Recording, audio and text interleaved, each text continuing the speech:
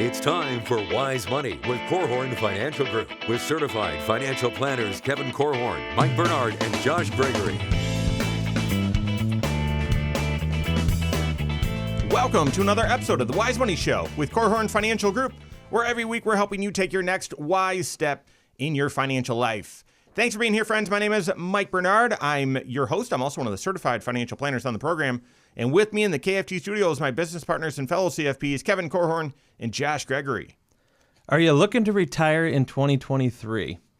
If so, what do you need to focus on right now in your financial life so that you can do so in confidence? We've got the 5 things you need to do right now if you're planning to retire this year. We're going to cover that and more on this weekend's episode. That's right. If you have a question for the show or if you have any needs or issues going on, we'd love to help. You can call or text us, 574-222-2000. That's 574-222-2000. Online, wisemoneyshow.com. Get more information about the show and the firm there and submit questions. And then all over social media, wherever you're at, we are there as well. Search The Wise Money Show. All right, so 10,000 baby boomers still retiring every single day. Is that crazy? It is. Seems like they should all be retired by now. I know there's a lot of them. I don't know if that's a real statistic, figures lie and liars figures sort of thing, but I've just heard that for so long, and if we presume that it's true, the baby boom generation was born between 1946 and 1964. So they're still retiring up until what would it be? The end of this decade, 2029, really, would be when the last baby boomers are turning 65. And listen, people are working a little bit longer, so 67, if that's the new retirement age or whatever. Yeah, we're going to have this for the rest of this decade. And so what about you? Is it 2023? Is this your last year of work? Or are you hoping to retire later this year? And if so, then what's your kind of retirement checklist? What's the to-do list if you're planning to retire later this year? That's the angle we're taking today and helping you make one of the biggest financial decisions of your life with confidence. Now, there's 5 things that I would say, and there's a whole lot, but I would kind of put them into 5 categories, things that you need to be doing in your finances, and these aren't in any particular order. They all sort of need to happen simultaneously, really, at the exact same time. And so this isn't like, yep, I'm retiring tomorrow, so I'll listen to this and get it all figured out. Now, this is going to take a little bit of time. But the very first thing that you need to do if you're hoping to retire later this year is update your financial plan to ensure that you're on track. You said these are not in any particular order, but that one should be first, right? Yeah. So it's good that we're starting here. In fact, hopefully this is something that you've been doing for a number of years leading up to retirement, because you never know. Maybe you're someone who's listening today and, no, I'm not going to retire in 2023, but maybe 2024, maybe 2025.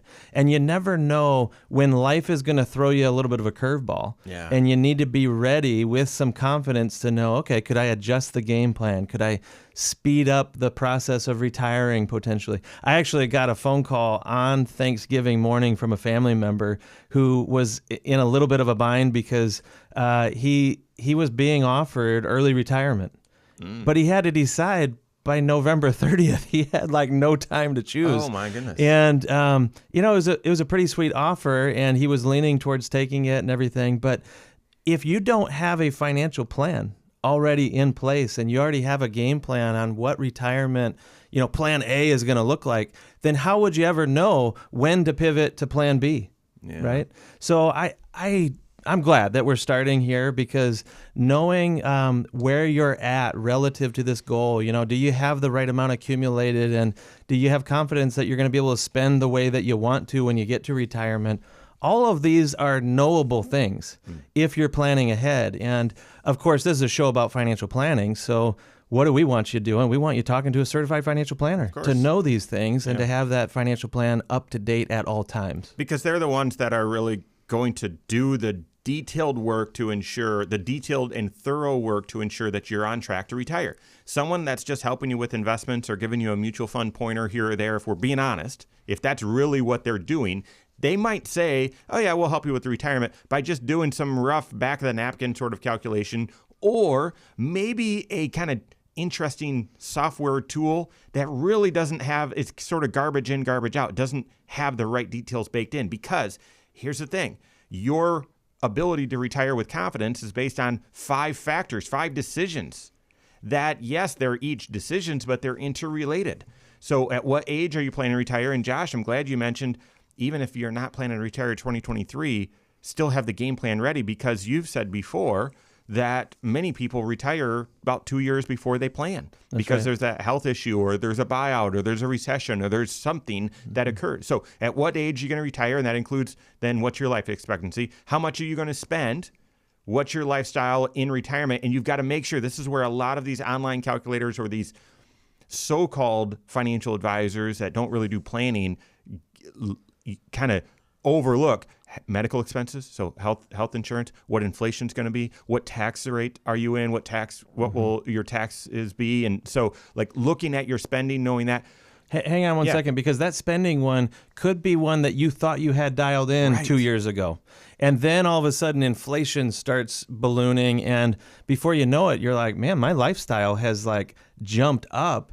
And can my retirement plan still handle the spending that I'm now doing? Yeah. Right? So revisiting your spending plan on the eve of retirement, I think, is really important, because it just confirms what are we spending? What is our lifestyle? That kind of thing. And tighten up that spending plan. I mean, that might be something where you say, hey, listen, I was going to retire in March of this year, but I've got, if I work just a little bit longer, I could retire some debt, or I could fix my cash flow to make my situation even better. Yeah, that's good. And so I like to put stinky things in front of the good things in life. So if I want something good, I throw something that I don't want to do and I'm unmotivated by in front of it, and I use the motivation for the good thing to carry me through the bad thing. Yeah. That's a good life hack. What investment rate of return are you assuming in that retirement plan, right? That things have been very, volatile in the markets. The outlook isn't that great either. So do you have the right investment rate of return, the right risk level in your investments? You've got to update all of that right now. Even if you've had a retirement plan built and yep, I'm making this decision with clarity and confidence because a year ago we looked and the Monte Carlo analysis, all of that was showing I've got high confidence. Update it right now. Update it before you make that final decision to confirm you're still on track. Love it. Your CFP can help you with that. All right, next thing. So that's number one. If you're planning to retire, first thing you got to do, update your financial plan, specifically your retirement plan. Make sure you're still on track. Next thing you need to do, and now these are officially in no, particular order. You got to do all of these at the same time. And that is, this might be your last year of earned income. And therefore, max out your tax shelters. So let's talk through that a little bit, guys. Yeah, in order to contribute to things like a 401k at work, you have to be working. Or if you want to contribute to a Roth IRA, you have to have earned income or paycheck type dollars coming in order to even be eligible for that. And so if this is a year where you're either going to transition into retirement and start earning less, or maybe stop altogether, then making sure that you're making the most of this last opportunity, especially because we've been in a bear market. It's an amazing buying opportunity. Right? Yeah. So buying low while the markets are still low, this is your last buying opportunity before retirement. You're going to live through a bunch of these bear markets when you get into retirement. They're going to come around every so many years, and it's going to feel like you're taking some steps back before you return to a growth trajectory again. But to take advantage of that is a big deal. It may also be important because depending on how high your income is, as you go into retirement, at some point, a couple years from now, we're going to look back to this calendar year and say, what was your income that year? Because it's going to determine what your Medicare premiums are. We're going to talk more about that, I'm sure, later in the show. But the point is, you may have some incentives in front of you to try to reduce that income while you still can. And the tax shelters at work could be one of the best tools for it. And I'd be aware that in 2023, a lot of things have changed and changed in a meaningful way. Yeah. So the 401k contribution limits are bigger. If I'm 50 plus, I can put $30,000 in a 401k. Amazing. That was about $9,000 when I got in this business just yesterday. That was back in the 1900s. Yeah, so Henry Ford built the first 401k. And so, and then your IRA limits have gone up as well. So you can put more money. You used to be able to put $6,000 in, now you can put $6,500 in, and you still have your catch up of $1,000.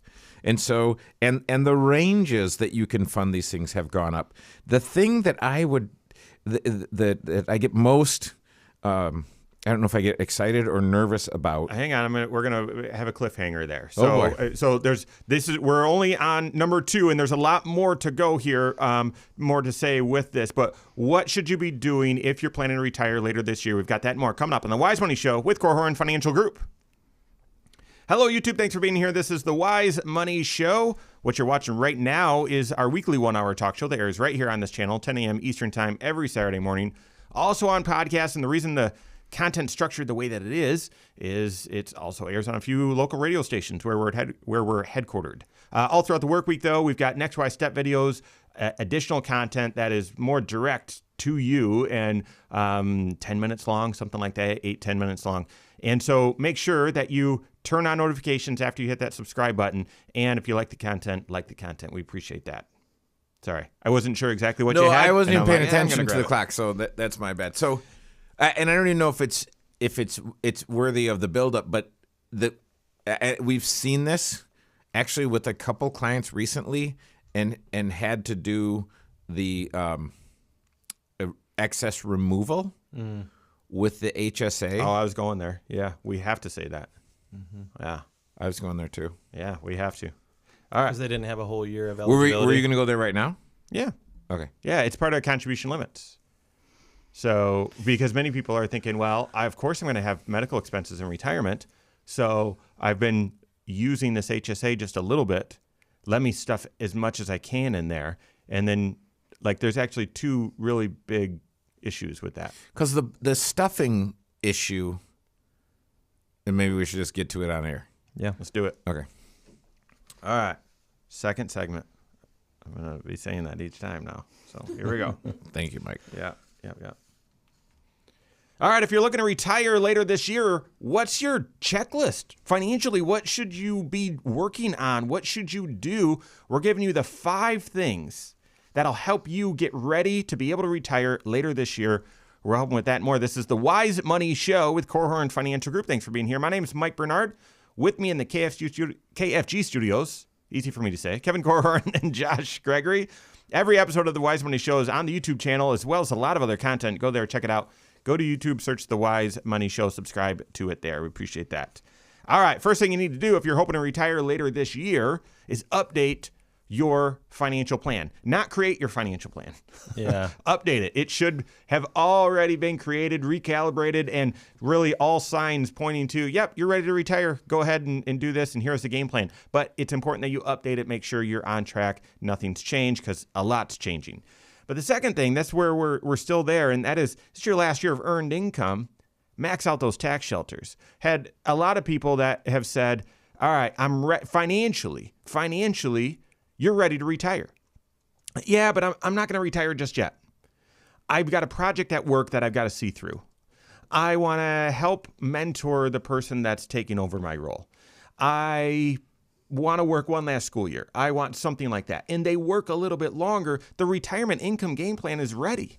Yeah. But they're working because they want to for another reason. And in those instances, it's, okay, max out your 401k. What are you talking about? I'm retiring in June. Yeah. Increase that contribution as much as possible. Mm-hmm. Well, I'm not going to be able to live on my income. I know you're ready to retire right now. You don't need to live on your income. We've got these other sources, these other strategies in place. It's your last time to be able to contribute to the 401k or the 403b. Let's max that thing out. I have a client who's doing that exact thing right now this year. His plan is to retire in July, so he's going to have a half a year's worth of income, but he wants to try to max out his 403b at work in the first 3 months, just in case maybe he decides that he wants to retire even just a little bit earlier than later on in the summer. Yeah. Same thing with Roth IRAs. Now, you've got a little bit longer to fund those. You've got until April 15, but you've got to have earned income, but not too much. Not too much. You can't go above the limits. I stopped Kevin off at HSA, and there's a couple big things that you need to be aware of, but HSA is a tax shelter that you can fund and should be funding if you have a HSA eligible qualifying high deductible health plan. and you don't need earned income in order to fund this thing. But you aren't allowed to have any other health insurance other than an HSA eligible plan. So shifting on to Medicare or making a health insurance change at retirement often means you're unable to contribute to the HSA once you retire. And there's a couple issues with then just stuffing that thing before you retire. Well, and we've just seen it. The best part about listening to three financial nerds talk about financial planning is it's actually it's our day job. So, I mean, people listen to us on the radio and think, oh, we must be just radio stars. No, we're much more than. I've never heard that one. Me either. We're much more than just radio stars. We're financial planners. So, but we had this because here's how it happens. A couple says, hey, we're going to retire. And she's going to work till the end of the year, but he's going to be done in June. He's done in June, but he actually signs up for Medicare Part A in January. Whoops. How much is he eligible to contribute? Yeah, zero. Zip, zilch, zero, nada. So that is the issue around funding the HSA, because the problem with HSA is most of it is voluntary compliance, which means you have to know the rules and then you have to follow the rules yourself. And it's unlikely that if you are doing something wrong, the HSA sheriff is going to show up at your door and say, hey, listen, you can't do that. You signed up for Medicare Part A. This is you cannot contribute to that thing. So what do? You say, well, hey, we've got the Family Max, which is what, $9,200 in 2022, With your catch-ups, yeah. with your catch-ups, and we're going to do that. And you get to the end of the year and you say, hey, we're going to retire this year. We probably should find a financial advisor. And I would beg you, find that financial advisor 5 years or 25 years before you retire. But anyways, so you go and you say, hey, here's what we've done. And we have to do an excess contribution removal out of the plan. Now, we can do it, but it's not what you want to do. I don't want to camp on this for too long because I actually think these are full shows. But if you retire after age 65 and switch and transition onto Medicare, they actually backdate your Medicare Part A enrollment 6 months or until 65. And therefore, you might say, well, I'm 67 and I'm going to retire on December 31st of 2023. Therefore, I can max this thing out this year. Nope. You're actually, without you doing anything, you're automatically going to be enrolled in Medicare 6 months prior to that. And that's going to mess up your HSA contributions. And the second thing with this is if you're married and you've been using one HSA, you might not view it this way. You might not even know, but it's technically in just one person's name. You can both use it. But when one of you goes on to Medicare and the other person doesn't yet, and you try to throw some money in that thing, if it's the wrong person's name, you're actually not allowed to contribute to that, right? Because the other person's on Medicare. So it gets very confusing, where you will definitely be doing some shows on this. But despite all that tangent and warnings, in the last year that you're working before you retire, know what your tax shelter strategy is, know what your limits are. This might be the last year to max fund those things. Take advantage of that. Third thing you need to do if you're planning to retire later this year is determine your Social Security optimization strategy. You know, for a lot of people, if they transition into retirement, it almost seems like automatic. Like if I'm not getting a paycheck, then I must have Social Security coming in. But that's not true for everybody. You know, many people are planning ahead and they're saying, hey, I'm going to retire at 65, but I'm not going to draw Social Security until age 70. And so there's a 5-year gap where you don't have a paycheck coming in and you don't have Social Security coming in, which means you need to have a different plan in place. And ultimately, it just means you need to have assets that you have they're accessible to you. You can get your hands on them without selling at depressed prices, that kind of thing. Liquid savings that you could be living off of during that 5-year period, if that's what makes the most sense mathematically for you and your family. But I would encourage you to not just default to, if I retire, then I want my Social Security check to start the very next month, or maybe even the same month. Instead, work with your certified financial planner, because delaying Social Security allows you to see your benefit keep on ratcheting up every year that you delay. Really, it's every month that you delay. Yeah. You're getting a reward for postponing this, and that reward may be better than what you're going to receive in the market some years or in certain types of investments, that kind of thing. And it's a guaranteed ratcheting up. We can't use the G word very often with most investments. Let's see if I can thread the needle here and explain what's going on in my head. Just because you work with a certified financial planner, if they show you the data that suggests there's a financial benefit to waiting, that's not a reason to say, well, I'm not going to work with the CFP because they're going to tell me to wait and I want to draw it immediately. And so, nope, I've had plenty of people where we've looked at it and said, okay, well, here's the different options that you have. Here's what it looks like. And mathematically, it looks like it would be beneficial to delay. And here's the strategy. Here's how we would, set up your income. And they've said, no, I just want to pull the trigger right now. And we've done the numbers that way and said, well, it can still work.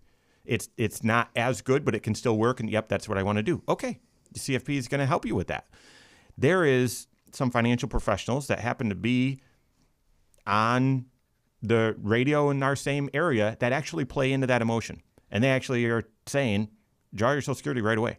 We're going to help you. That's the best thing for you. And it's really just placating into emotions as opposed to doing true financial planning. So you've got to find out what the Social Security optimization strategy is for you. And your CFP is going to help you with that. But their job isn't to shame you or tell you this is what you have to do. It's to lay out the numbers, lay out the path, and say, here's what it looks like. Which one makes the most sense? And but it's up to you. Social Security, I mean, Josh, what you just said is if you delay Social Security, your benefit's going to increase. But in order to delay Social Security, you've got to get income from somewhere else, so you've got to draw down assets. Well, we're not promised tomorrow, and that can be a pretty scary thing. Wait, I'm going to use my own money versus the money that I've been given to the government every single paycheck and have no guarantee, and they say it's insolvent. For some, that's a pretty risky trade.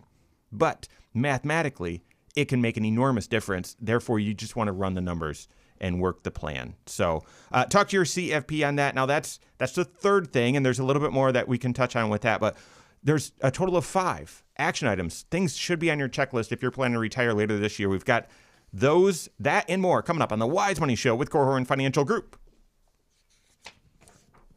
I wasn't intending to monopolize. I just No, you're good. It started good. going, and I'm I like, think I like it.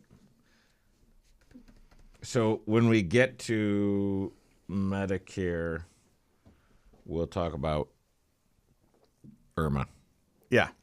So, real situation. I had a client whose husband was the primary breadwinner, had the insurance, and was funding the HSA out of his paycheck. He retired, but she was younger. So she's not on Medicare going into this next year. He is. Okay, in our HSA, we've been using it, so I want to contribute one last time before I go on to Medicare. Okay, yep, individual limit. You're going to go on Medicare in October, so 9 month, we'll prorate it.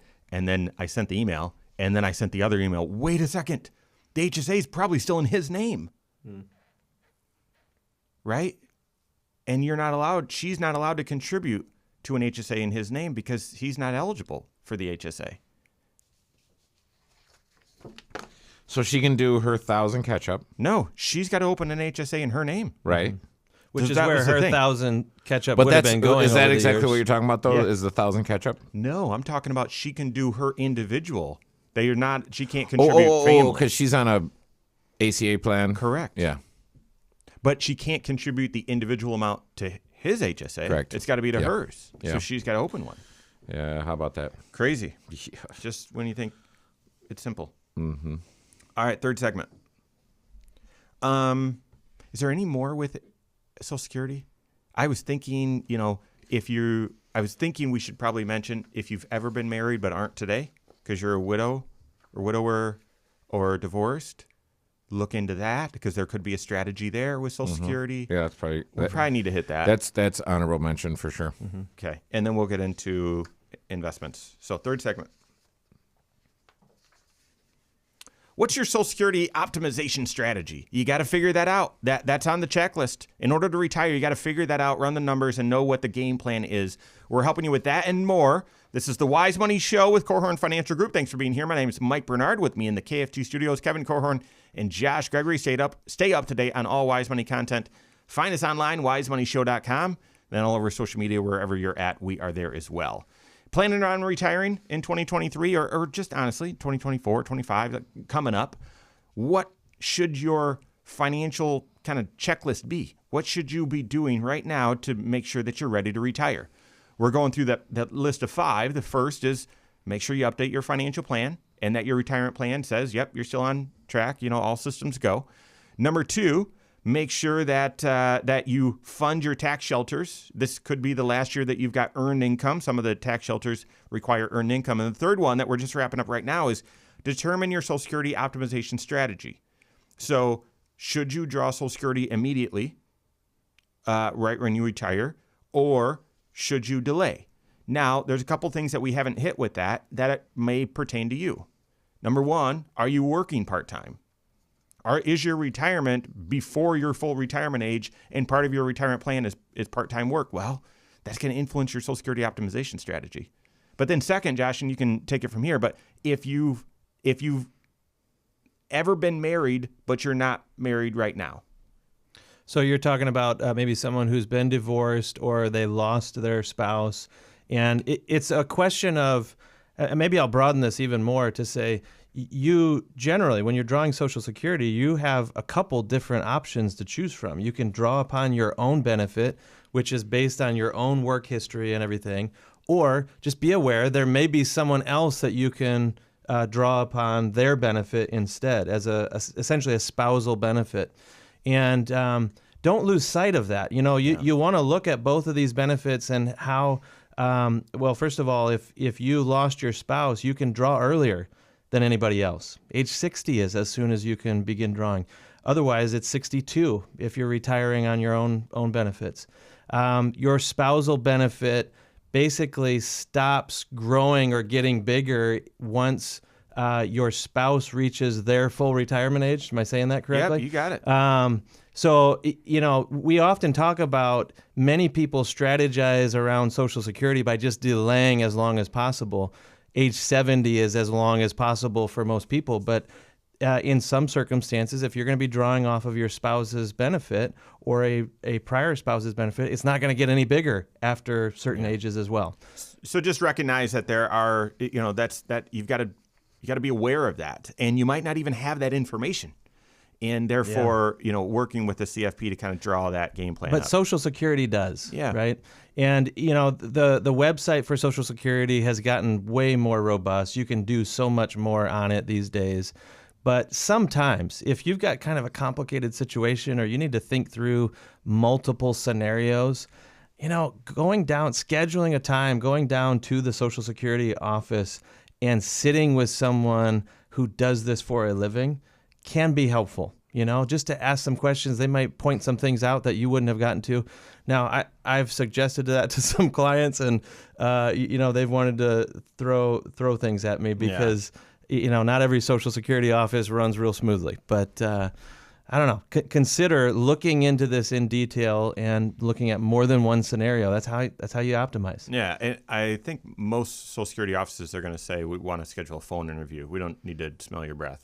We'll talk over the phone. Fourth thing you need to do on your checklist, and again, maybe that first one was the first one, but these other 4 all need to happen simultaneous. There's not sort of this order to them. But the fourth thing that you need to make sure you do if you're planning to retire later this year is implement your personal pension plan, which is our terminology. We'll explain that here in just a second, but it's basically recalibrate your investment strategy to be aligned with you transitioning into retirement and starting to live off this money.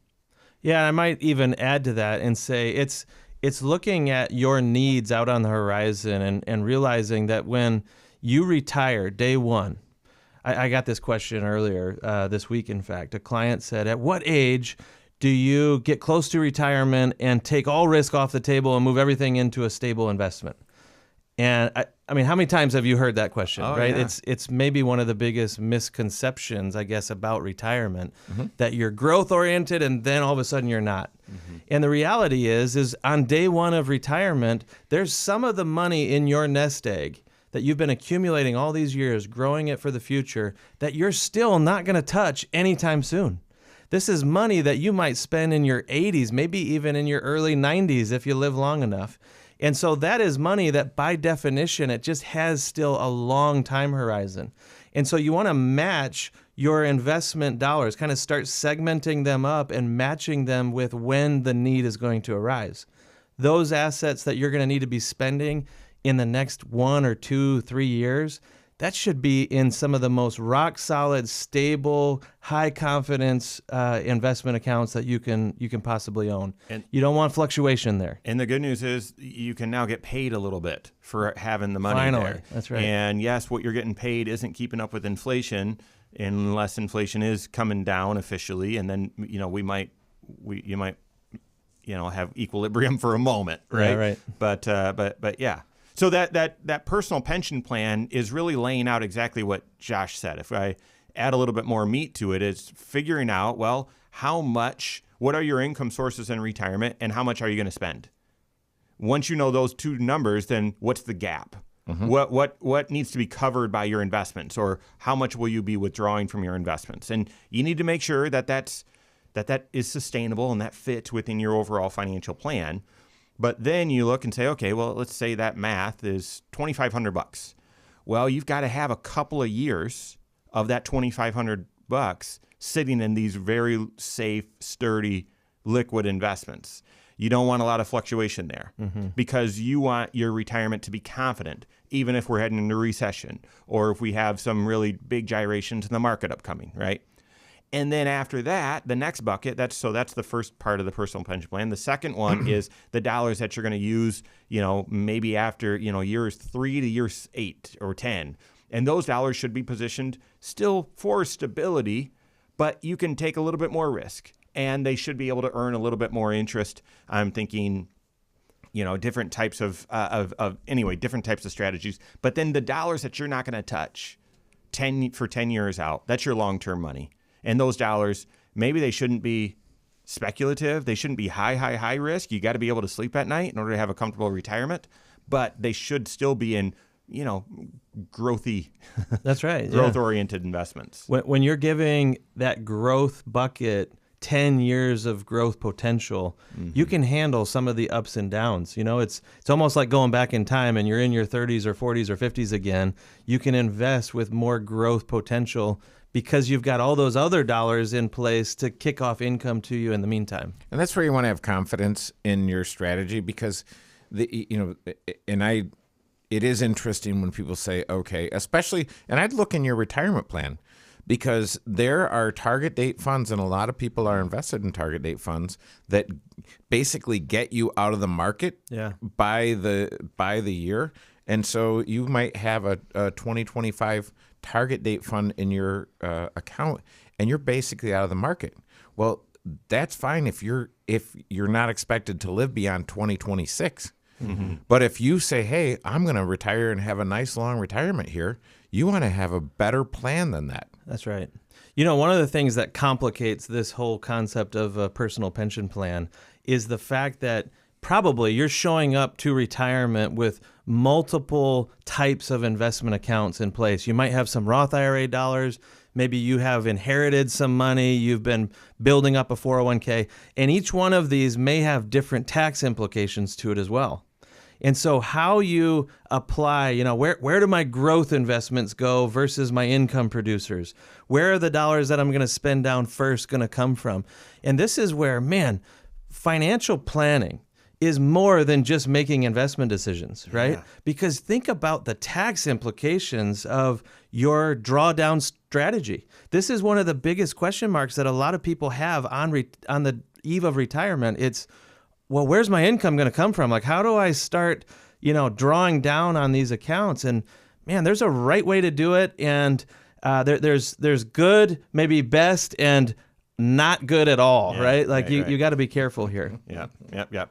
All right. So making sure that you're investment structure, your risk tolerance, the tools that you're using, it's all recalibrated for you kind of hitting that apex of the mountain and starting the climb down. That's the fourth thing you need to do. Now, if you've been listening to the list and these guys haven't even talked about health insurance, Medicare, okay, that's coming up. So we've got more to come here on the Wise Money Show with Korhorn Financial Group. Yeah, Do you think people actually crave knowledge about Medicare and I don't know. Medicaid and all that? So that's where I was. I think they crave clarity and understanding, and I sense the frustration when I talk to folks about this because It's so confusing. well, it's not only confusing, but they just get bombarded Oh, yeah. by you just dump back the UPS truck up to my front door and dump a bunch of stuff and then give me a bunch of phone calls. Yeah. And people don't know who to talk to and who to trust. I mean, that's Right. I was just talking to some folks and they were saying how grateful they are for our team Yeah. because we're a trusted advisor to them, and so by being able to meet with Ted or Craig or Ben or Oh, those were clients saying that, not advisors? yeah. Because I think our advisors are especially grateful that we have specialists on the team. Oh man, It's so awesome to be Yeah, able to connect a client to an expert. Yeah, I mean, you have to because as hard as we might try, you can't really be an expert at everything. Yeah. And I tell people I specialize in being a generalist. So yeah. It's true. I was I was hoping that we'd have this last segment to be able to hit Medicare and health insurance. And I don't think it'll take the whole segment, but I think it'll take a chunk if we do it right. And then we can get into what other things do you need to consider. So I'm not sure if you have anything else on your list. I don't know exactly how much time we'll have for that, but what else would you need to do other than these 5? Maybe what are some other honorable mention things in your finances that I can think of a couple. Okay. Yeah. So, all right. But we'll see. We'll start with Medicare, see where we go. yeah. 4th segment, land the plane. All right. Thanks for being here. This is the Wise Money Show with Korhorn Financial Group. My name is Mike Bernard. With me in the KFG studios. I don't know why. What am I You're struggling with that. I That's really true. am. Can we change it? The struggle is real. You got it, Mike. You can do it. All right. In the KFG studios, Kevin Korhorn and Josh Gregory. Every episode of the Wise Money Show is on the YouTube channel. You can see all the embarrassing bloopers that I have, but a lot of other content as well. So go to YouTube, search the Wise Money Show, and subscribe. Follow us there. Subscribe to the channel. Turn on notifications. We drop a lot of content. Yes, the weekly talk show is there, but a lot of other content as well. You can leave comments there, and if you like the content, want to share it with kids, we hear about that a lot. Share it with kids, share it with family members, that sort of thing. So, all right. So, are you planning to retire this year? 2023, it's a new year. Is that on the docket? Are you hoping to retire by the end of the year or second half?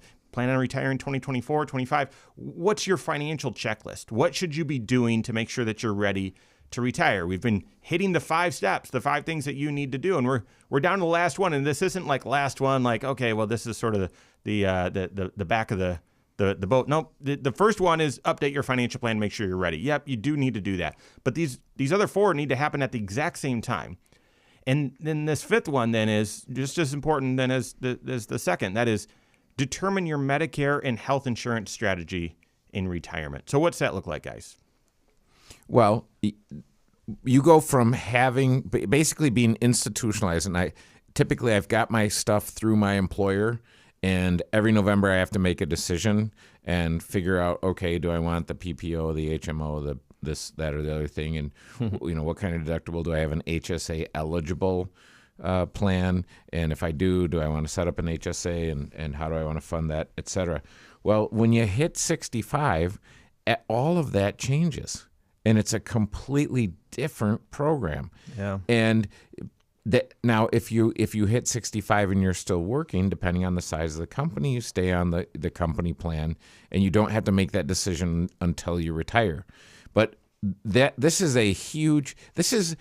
one of the bigger financial decisions that people are going to make in their retirement, is how do I approach healthcare in retirement? So I often say this is the biggest health insurance decision you're going to make in your life. And you want everything simple because there's so much change and you're at a situation where you're probably done with it and like, okay, just make this easy. Yeah. And everything changes. And then the final kind of reason that I would state, okay, this is challenging and high pressure, high stakes, is your decision's kind of permanent. And it's not really, but for many of you it is. When you switch and retire and switch on to Medicare, you're going to decide whether you go with traditional Medicare. I think the actual Medicare office calls this original Medicare. I like my term better. So I think there's a spot you can vote for that. I'm just kidding. Traditional Medicare is Medicare Part A, Part B, Part D, and a supplement that fills in the gaps. Okay. So that's traditional Medicare. Or you can go with Medicare Advantage. And when you talk to your friends, when you're down in Florida talking about this sort of stuff or whatever, it's all Medicare. And you might have been frustrated or heard some people frustrated in the past because someone says their Medicare works one way and your Medicare works a different way.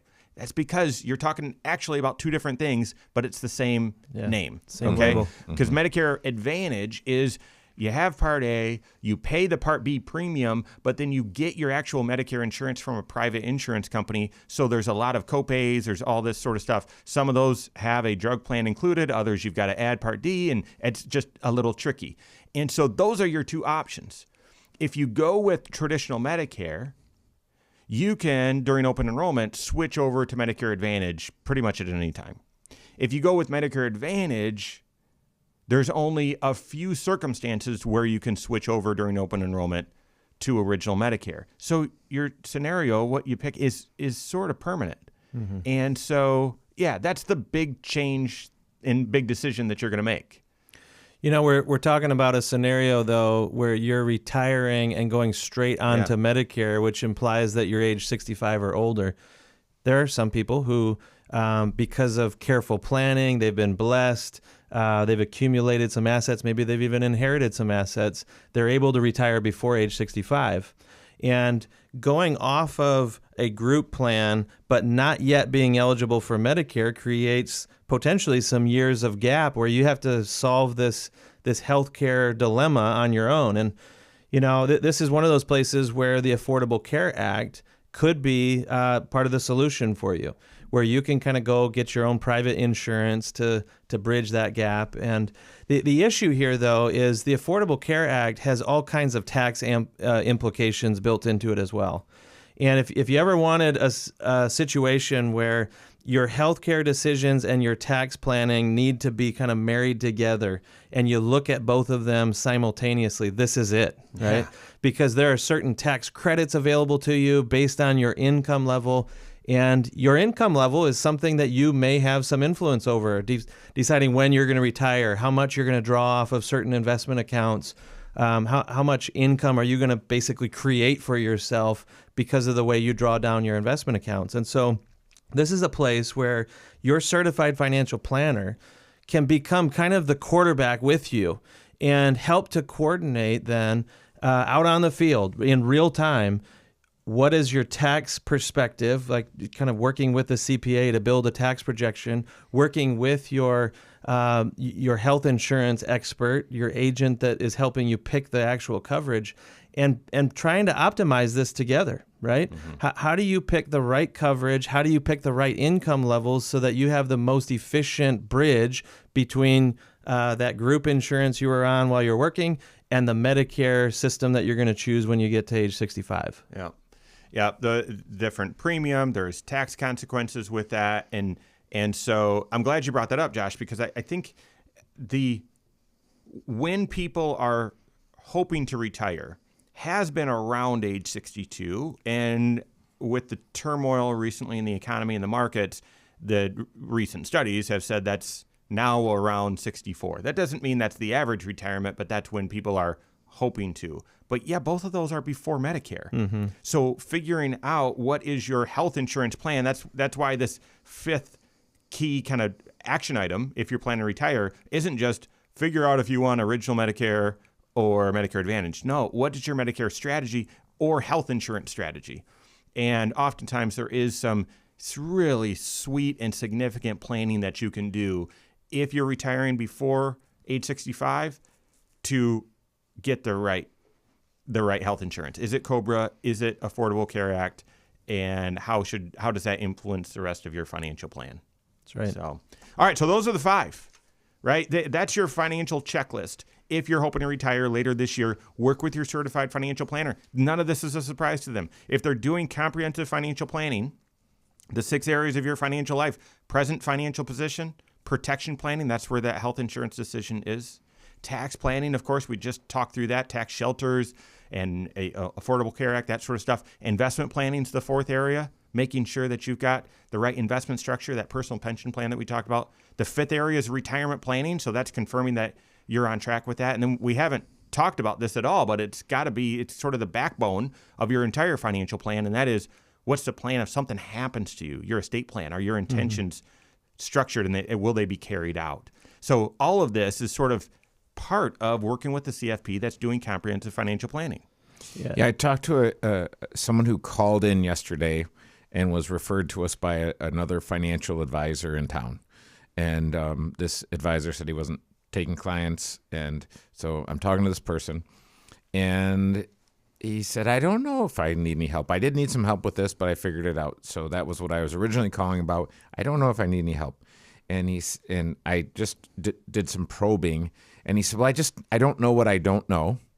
And I said, well, do you have a multi-year tax projection? So from 62 to 92, you've got a forecast of what you're going to be paying in taxes and how you're going to handle your retirement assets and when you should draw Social Security and what your income should be. No. No. So these are the things that you want to get help with. Yep, that's right. I'm glad you mentioned the estate plan, though, as well, because when you retire, all of a sudden there may be some dramatic repositioning of assets. Things that used to be in the 401k are now out in an IRA. And do you have the right beneficiaries and everything selected there? Are there any new grandchildren that have been joining the family? Things change over time. And financial planning is really about helping you make the adjustments as you progress through life so that you remain kind of in the driver's seat as much as possible. That's right. All right. That's all the time we have for today. On behalf of Josh Gregory, Kevin Korhorn, all of us at Korhorn Financial Group, have a great weekend. We'll see you next Saturday for the Wise Money Show with Korhorn Financial Group. Securities offered through Silver Oak Securities, member FINRA/SIPC. Advisory services offered through KFG Wealth Management, LLC. Doing business as Korhorn Financial Group. KFG Wealth Management, LLC and Silver Oak Securities Incorporated companies are unaffiliated.